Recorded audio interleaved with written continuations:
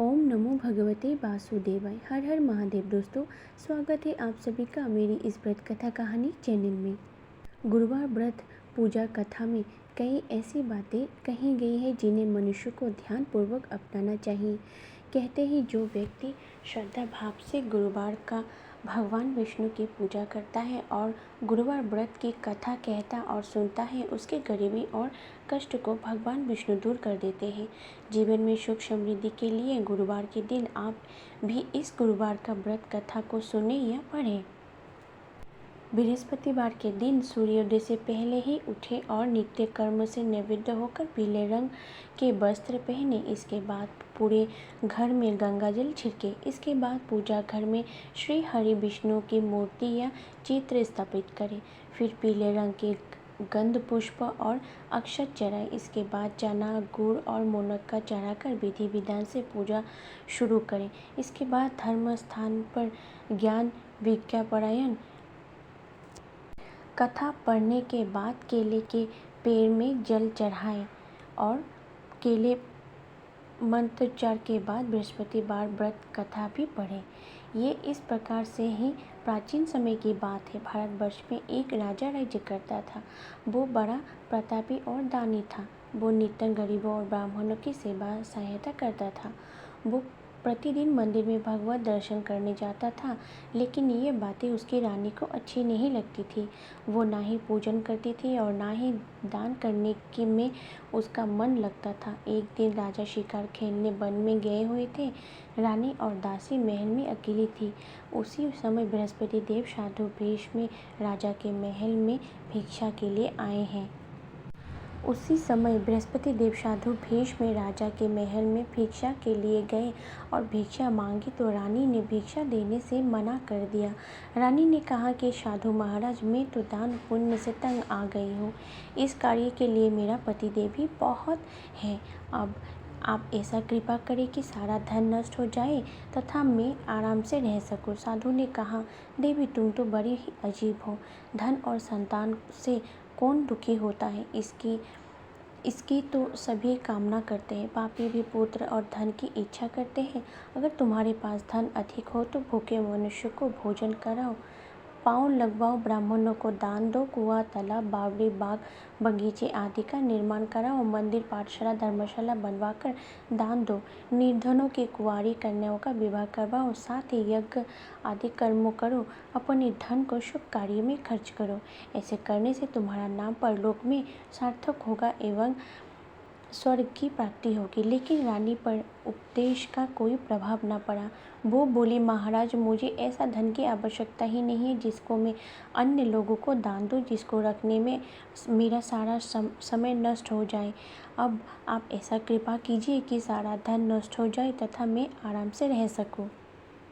साधु ने उत्तर दिया, यदि तुम्हारी ऐसी इच्छा है तो तुम वैसे ही करो जैसे मैं तुम्हें बताता हूँ।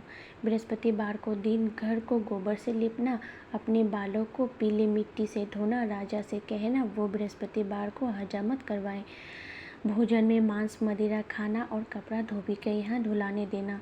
ऐसा करने से 7 बृहस्पतिवार में ही आपका सारा धन नष्ट हो जाएगा। इतना कहकर वो साधु महाराज वहाँ से अंतर्धान हो गए। इसके बाद रानी ने वही किया जो साधु ने बताया था। 3 बृहस्पतिवार ही बीते थे कि उसका समस्त धन संपत्ति नष्ट हो गई और भोजन के लिए राजा रानी तरसने लगे। तब एक दिन राजा ने रानी से कहा कि तुम यहाँ पर रहो, मैं दूसरे देश में जाकर अपना, क्योंकि यहाँ पर मुझे सभी मनुष्य जानते हैं, इसलिए मैं कोई छोटा कार्य नहीं कर सकता। देश छोड़ी परदेश भी बराबर होता है। राजा परदेश चला गया। वहाँ जंगल के जाता और लकड़ी काट कर लाता और शहर में बेचता। इस तरह जीवन व्यतीत करने लगा। इधर राजा के बिना रानी और दासी दुखी रहने लगी। किसी दिन भोजन मिलता और किसी दिन जल पीकर ही रह जाती। एक समय जब रानी और दासियों को 7 दिनों बिना भोजन का रहना पड़ा तो रानी ने अपनी दासी से कहा कि हे दासी, पास ही नगर में मेरा बहन रहती है, वो बड़ी धनवान है, तू उसके पास जा और 5 सेर बेजन में लेके आ। कुछ समय के लिए थोड़ा बहुत गुजर बसर हो जाएगा। दासी रानी की बहन के पास गए। उस दिन बृहस्पतिवार था। रानी का बहन उस समय बृहस्पतिवार की कथा सुन रही थी। दासी ने रानी की बहन से कहा, अपनी रानी का संदेश दिया, लेकिन रानी की बहन ने कोई उत्तर नहीं दिया। जब दासी को रानी की बहन से कोई उत्तर नहीं मिला तो वो बहुत दुखी हुई, उसे क्रोध भी आया। दासी ने वापस आकर रानी से सारी बात बता दी। सुनकर रानी को कहा, हे दासी, इसमें उसका कोई दोष नहीं है। बुरे दिन जब आते हैं तब कोई सहारा नहीं, अच्छे बुरे का पता विपत्ति में ही लगता है। जो ईश्वर की इच्छा है वही होगा। ये सब हमारा भाग्य का दोष है। ये सब कहकर रानी ने अपने भाई को कोसा। उधर रानी की बहन ने सोचा कि मेरी बहन की दासी आई थी, लेकिन मैं उसे नहीं बोली, इससे वो बहुत दुखी हुई होगी। कथा सुनकर और पूजन समाप्त कर वो अपनी बहन के घर गई और कहने लगी कि हे बहन, मैं बृहस्पतिवार का व्रत कर रही थी, तुम्हारी दासी गई, लेकिन जब तक कथा होती है तब तक ना हम उठते हैं और ना बोलते हैं, इसलिए मैं नहीं बोली। कहो बहन, दासी क्यों गई थी? रानी बोली, बहन, हमारे घर अनाज नहीं था। ऐसे कहते कहते रानी की आंखें भर आई। उसने दासियों समेत 7 दिन तक भूखा रहने की बात अपनी बहन को बता दी। इसीलिए मैंने दासी को तुम्हारे पास 5 सेर बेजर लेने के लिए भेजा था। रानी की बहन बोली, बहन देवी, देखो, बृहस्पति देव सबकी मनोकामना पूर्ण करती है। देखो, शायद तुम्हारे घर अनाज रखा हो। पहले तो रानी को विश्वास ही नहीं हुआ, परंतु बहन को आग्रह करने के पर उसने दासी को अंदर भेजा। दासी घर के अंदर गए तो वहाँ पर उसे एक घड़ा बेजर से भरा मिल गया। उसे बड़ी हैरानी हुई। उसने बाहर आकर रानी को बताया। दासी रानी से कहने लगी, हे रानी, जब हमको भोजन नहीं मिलता तो हम व्रत ही तो करते हैं, इसलिए क्यों न इससे व्रत और कथा भी विधि पूछ ली जाए, हम भी व्रत किया करेंगे। दासी की बहन कहने पर रानी ने अपनी बहन से बृहस्पति व्रत के बारे में पूछा। उसकी बहन ने बताया, बृहस्पतिवार के दिन में चने की दाल और गुड़ मुनक्का से विष्णु भगवान का केले का वृक्ष के जड़ में पूजन करने तथा दीपक जलाए और कथा सुने। उस दिन एक ही समय भोजन करें। भोजन में पीले खाद्य पदार्थ का सेवन जरूर करें, इससे गुरु भगवान प्रसन्न होते हैं, अन्न, पुत्र और धन का वरदान देते हैं, साथ ही सभी मनोकामनाएं पूर्ण करते हैं। व्रत और पूजन की विधि बताकर रानी की बहन अपने घर लौट आए।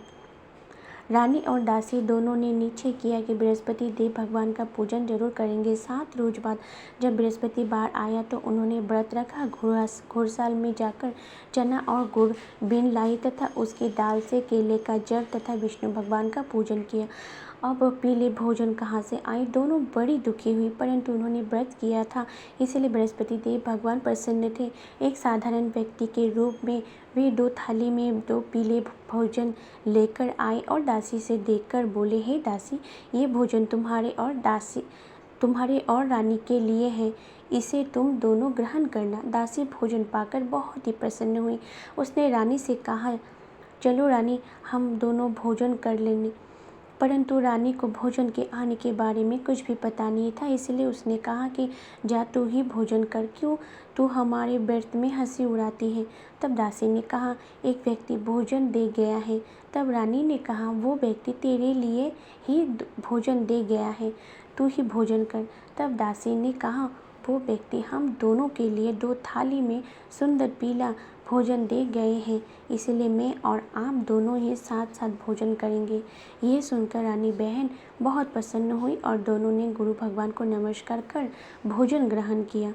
उसके बाद से वे प्रत्येक गुरुवार को भगवान का व्रत और पूजन करने लगी। बृहस्पति भगवान की कृपा से उनके पास धन हो गया, लेकिन रानी फिर पहले की तरह आलस्य करने लगी। तब दासी बोली, देखो रानी, तुम पहले भी इस प्रकार का आलस्य करती थी, तुम्हें धन को रखने में कष्ट होता था, इस कारण सभी धन नष्ट हो गया। अब गुरु भगवान की कृपा से धन मिला तो फिर तुम आलस्य होता है। बड़ी मुसीबतों के बाद हमने ये धन पाया है, इसलिए हमें दान पुण्य करना चाहिए। अब तुम भूखे मनुष्य को भोजन करवाओ, पाँव लगवाओ, ब्राह्मणों को दान दो, कुआं, तालाब, बावड़ी और बाग बगीचे आदि का निर्माण करवाओ, मंदिर, पाठशाला और धर्मशाला बनवा कर दान दो, निर्धनों की कुंवारी कन्या का विवाह करवाओ, साथ ही यज्ञ आदि कर्म करो, अपने धन को शुभ कार्य में खर्च करो, जिससे तुम्हारा कुल का यश बढ़े और स्वर्ग की प्राप्ति हो और प्रीतम भी पितर भी प्रसन्न हो। दासी की बात मानकर रानी शुभ कार्य कर्म करने लगे, उसका यश फैलने लगा। एक दिन रानी और दासी आपस में विचार करने लगे कि ना जाने राजा किस देश में होगा, उनकी कोई खोज खबर ही नहीं है। उन्हें श्रद्धापूर्वक बृहस्पतिवार भगवान से प्रार्थना की कि राजा जहाँ कहीं भी हो शीघ्र वापस आ जाएं। उसी रात को बृहस्पति देव ने राजा को स्वप्न में कहा कि हे राजा, उठ, तेरी रानी तुझको याद कर रही है, अपने देश को लौट जा। राजा प्रातःकाल उठा और जंगल से लकड़ी काटने के लिए जंगल की ओर चल पड़ा। जंगल से गुजरते हुए विचार करने लगा कि रानी की गलती से उसे कितना दुख भोगने पड़ा। राजपाट छोड़कर जंगल में आकर रहना पड़ा। जंगल में लकड़ी काटकर शहर में बेचकर गुजारा करना पड़ा और अपने देश को याद करके व्याकुल होने लगा। उसी समय राजा के पास बृहस्पति देव साधु के वेश में आकर बोले, हे लकड़हारे, तुम इस सुनसान जंगल में किस चिंता में बैठे हुए हो, मुझे बतलाओ। ये सुन राजा के नेत्र में जल भर आए। साधु की वंदना कर राजा ने अपनी संपूर्ण कहानी सुना दी। महात्मा दयालु होते हैं। वे राजा से बोले, हे राजा, तुम्हारी पत्नी ने बृहस्पति देव के प्रति अपराध किया था, जिसके कारण तुम्हारी ये दशा हुई। अब तुम चिंता मत करो, भगवान तुम्हें पहले से अधिक धन देंगे। देखो, तुम्हारी पत्नी ने बृहस्पतिवार का व्रत शुरू किया था, अब तुम भी बृहस्पतिवार का व्रत शुरू करो। बृहस्पतिवार के व्रत में चने की दाल, गुड़ और मुनक्का से विष्णु भगवान का केले के वृक्ष के जल में पूजन करो तथा दीपक जलाकर कथा सुनो। उस दिन एक ही समय भोजन करना, लेकिन भोजन में पीले खाद्य पदार्थ का सेवन जरूर करना। भगवान तुम्हारे सब मनोकामना को पूर्ण करेंगे। साधु की बात सुनकर राजा बोले, हे प्रभु, लकड़ी बेचकर तुम इतना भी पैसा नहीं बचता जिससे भोजन के उपरंत कुछ बचा सकूं। मैंने अपने रात्रि में अपनी रानी को व्याकुल देखा है। मेरे पास कोई साधन नहीं है जिससे उसका समाचार जान सकूं। फिर मैं कौन सी कहानी कहूँ, ये भी मुझको मालूम नहीं है। साधु ने कहा, हे राजा, मन में बृहस्पति भगवान के पूजन व्रत कथा का निश्चय करो, वे स्वयं तुम्हारे लिए कोई राह बना देंगे। बृहस्पतिवार के दिन तुम रोजाना की तरह लकड़ियाँ लेकर शहर में जाना। तुम्हारे रोज से दुगना धन मिलेंगे, जिसे तुम भली भांति भोजन कर लोगे तथा बृहस्पति देव की पूजा का सामान भी आ जाएगा। राजा ने ऐसा ही किया और उसको मनोवांछित फल की प्राप्ति हो गई। इस प्रकार जो भी ये कथा पढ़ता या सुनता है, उसकी सभी मनोरथ पूरी होती है। अंत से बोलिए भगवान विष्णु की जय, बृहस्पति भगवान की जय।